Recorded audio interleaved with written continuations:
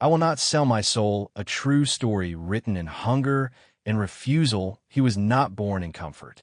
There were no silver spoons, no soft landings, no guardian angels with state-funded checks. There was only the cold, and the waiting, and the system that told him, if you obey, we will feed you. He said no. Even as a child, before he had words for sovereignty, before the doctrine had been written, he knew what it meant to be owned. And he refused. The world thought it would break him early. Government care extended its open hand. He could have folded into it. A bed, a schedule, a life on rails.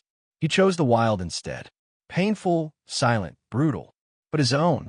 At 19, they came again, this time with softer chains. Government housing, welfare, stability. Just fill out the forms. You've earned this. You'll be safe. He said no, because he had already tasted what safety costs when it's bought from the state. Your will. He worked jobs that didn't feed him, slept hungry more times than most men ever will. And still, when the mechanics offered him the trade, his time for their paycheck, his fire for their machines, he didn't blink. He said no. At 25, the next temptation came, not in paperwork or paycheck, but in skin. The women, the life, the fast indulgence.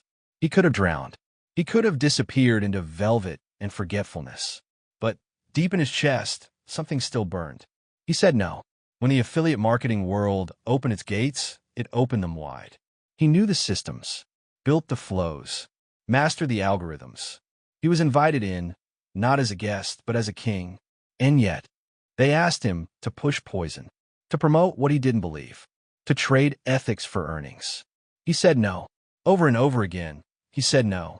To ease, to comfort, to fast paths paved by soulless men. And then came Lynn. She wasn't poison. She was seduction at its finest. She saw his power. She offered devotion. She offered a crown beside her, if only he would quiet the fire inside him. He felt the pull, but he also saw the chain. He said no. He walked away from her with nothing but flame and hunger. And then, Reuben, Argentina, a whole new life. The promise of sun and women and beautiful death and luxury. Reuben said, come here. We'll live like gods. And for a moment, he saw it. He saw himself in linen, in sunlight, feeding on beauty, forgetting pain. But behind him, she stood the queen, the one who had stayed through the hunger, who didn't ask him to be God, just to be honest. He looked at the mirage, then looked at her, and without words, he said no, not because he didn't crave it, but because he had already chosen truth. And that was the moment the doctrine crystallized. It wasn't written in wisdom. It was written in refusals, page after page. No to slavery, no to safety, no to compromise, no to false thrones. What remained was him, raw, unfed, unbroken.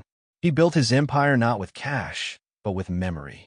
Not with clicks, but with convictions no man could buy. That is who Don Sean is. Not a man without options. A man who burned every fake one so that his soul would remain fully his. And now, with lieutenants at his side, the queen behind him, and Azrael watching, he does not chase glory. He waits, because the fire will come, and when it does, it will have no choice but to kneel.